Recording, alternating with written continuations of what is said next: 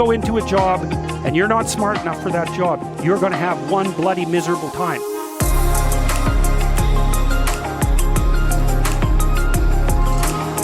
First of all, you need to know them for your own life, because you got to know that there are differences in intelligence. It's really important. If you go into a job and you're not smart enough for that job, you're going to have one bloody miserable time. And you're going to make life wretched for the people around you because you won't be able to handle the position. And as you climb hierarchies of competence, the demand on fluid intelligence increases. And so, unless you want to fail, you don't put yourself in over your head. Well, what's over your head? Well, that's a tricky thing to figure out. I mean, you have to figure that out with intelligence, you have to figure it out with conscientiousness, you have to figure it out with creativity, you have to figure it out with stress tolerance, with agreeableness, because you want to go into a cooperative environment and not a competitive one if you're agreeable, and with neuroticism, you probably want to keep the stress level of your job relatively low, because those are all places that you can break down. And most people have at least one significant weakness in their intelligence personality makeup, and you got to be careful not to place yourself in a position where that's going to be a fatal flaw. But what you really want to do, as far as I can tell, if you want to maximize your chances for both success and let's say well-being, is you want to find a strata of occupation in which you would have an intelligence that would put you in the upper quartile. That's perfect. Then you're a big fish in a small pond. And you don't want to be the stupidest guy in the room. It's a bloody rough place to be. So, and you probably don't want to be the smartest guy in the room either, because what that probably means is you should be in a different room, right? You should look at a place where if you're right at the top, you've mastered it. It's time to go somewhere where you're a little lower so that you've got something to climb up for. So, and if you're not hyper-conscientious, for example, you're probably not going to want a job that you have to work 70 hours a week at, because you're just not wired up that way. You'd rather have some leisure, and like, more power to you. If that's how you're wired up, there's nothing wrong with having some leisure.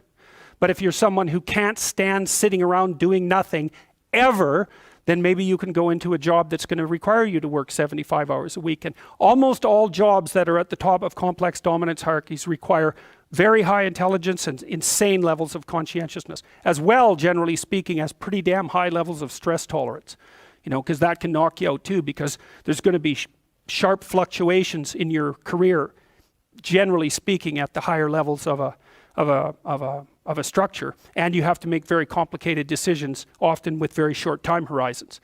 So you have to decide if that's what you want. So, okay, so how smart do you have to be different things in life? Well, if you have an IQ of 116 to 130, which is 85th percentile and above, so it's one person in 8 up to one person in 130, I believe is 85, 90, 95, is it 95? I think it's 95. One person in 8 to one person in 20. Then you can be an attorney, a research analyst, an editor, an advertising manager, a chemist, an engineer, an executive manager, etc.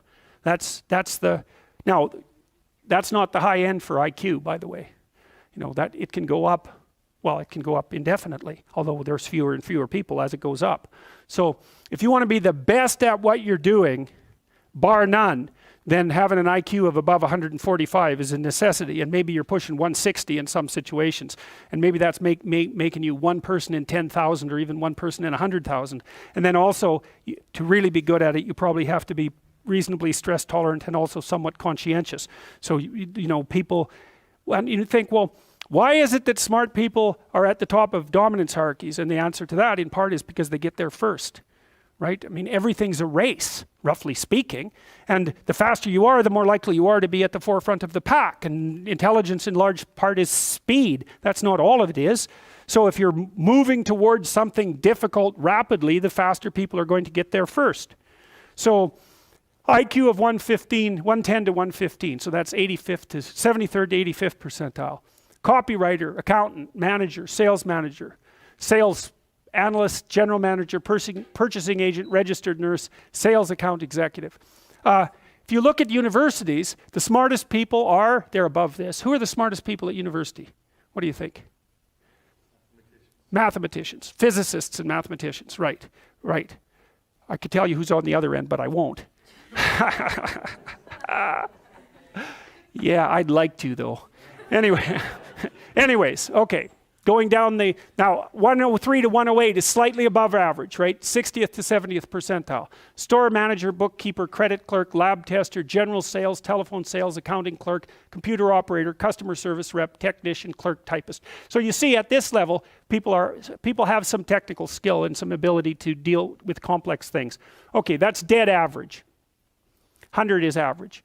Dispatcher in a general office, police patrol officer, receptionist, cashier, general clerical, inside sales clerk, meter reader, printer, teller, data entry, electrical helper.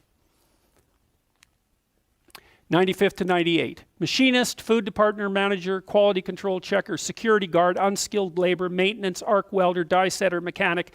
Good IQ range for relatively qualified tradespeople.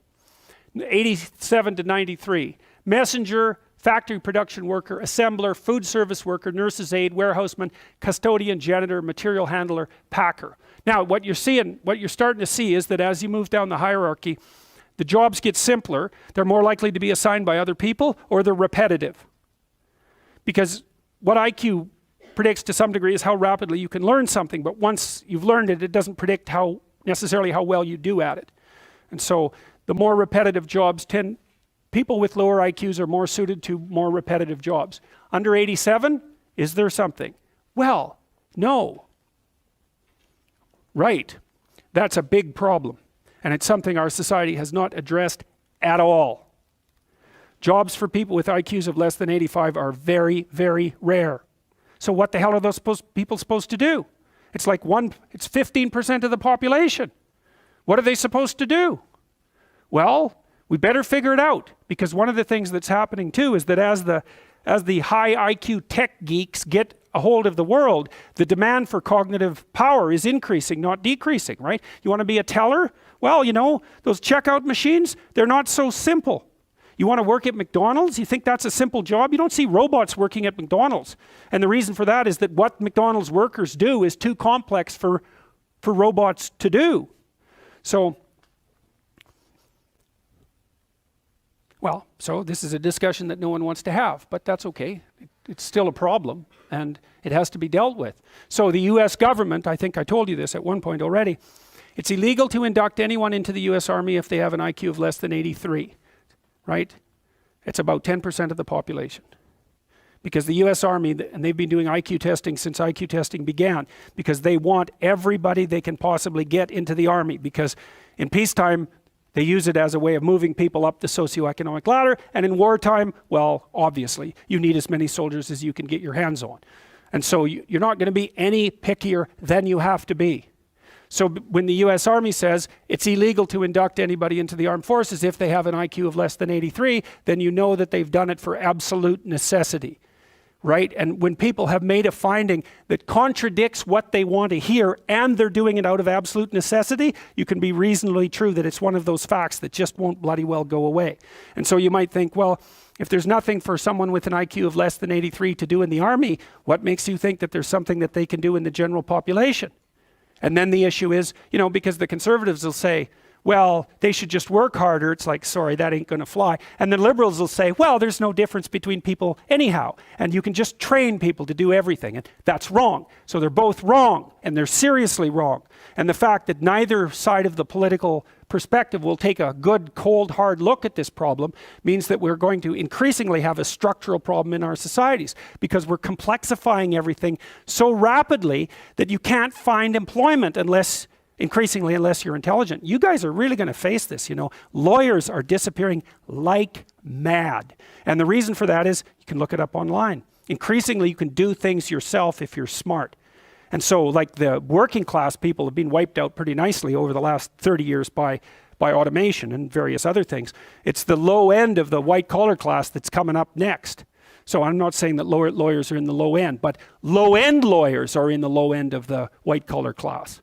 So there's still going to be plenty of positions for people who are creative and fast on their feet and super smart. In fact, those people are going to have all the money, and that's already happening to a great degree.